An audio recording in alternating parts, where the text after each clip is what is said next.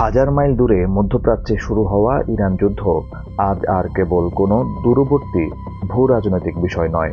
এই সংঘাতের তীব্র আঁচ সরাসরি এসে লেগেছে বাংলাদেশের অর্থনীতি, শিল্প, উৎপাদন এবং সাধারণ মানুষের রান্নাঘরে। বিশ্ব অর্থনীতির টালমাটাল পরিস্থিতির কারণে বাংলাদেশ মূলত 4 ধরনের বড় ধাক্কার মুখোমুখি হতে যাচ্ছে।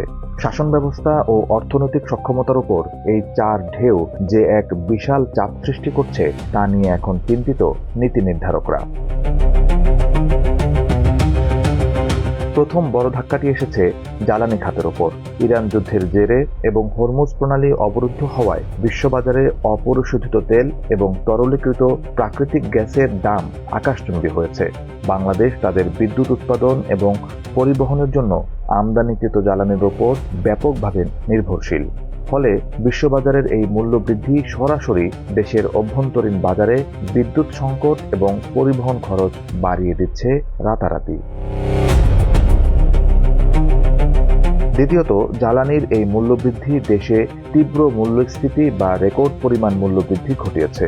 উৎপাদন খরচ বেড়ে যাওয়ায় নিত্য প্রয়োজনীয় জিনিসপত্রের দাম এখন সাধারণ মানুষের নাগালের বাইরে চলে যাচ্ছে। তৈরি পোশাক খাতসহ বিভিন্ন ম্যানুফ্যাকচারিং শিল্পে নতুন অর্ডারের সংখ্যা কমে গেছে অনেকখানি। কাঁচামালের চড়া দামের কারণে ব্যবসায়ীরা উৎপাদন কমিয়ে দিতে বাধ্য হচ্ছেন, যা সরাসরি দেশের জিডিপি প্রবৃদ্ধিকে স্লথ করে দিচ্ছে। তৃতীয় ধাক্কাটি লেগেছে আমাদের বৈদেশিক মুদ্রার রিজার্ভ এবং প্রবাসী আয়ের ওপর। মধ্যপ্রাচ্যের শ্রমবাজার এই যুদ্ধের কারণে মারাত্মকভাবে বিঘ্নিত হচ্ছে। অনেক প্রবাসী শ্রমিক কর্মসংস্থান হারিয়ে দেশে ফিরে আসতে বাধ্য হচ্ছেন, যার ফলে রেমিটেন্সের প্রবাহে বড় ধরনের ধস নেমেছে।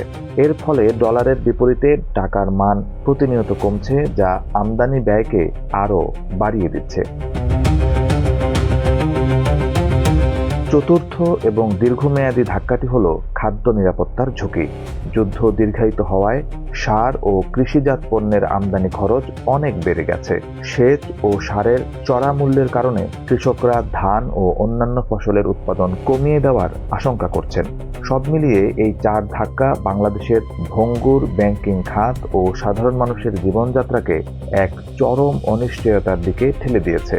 দূর দেশের এই যুদ্ধই এখন নির্ধারণ করছে আমাদের স্থানীয় বাজারের ভাগ্য।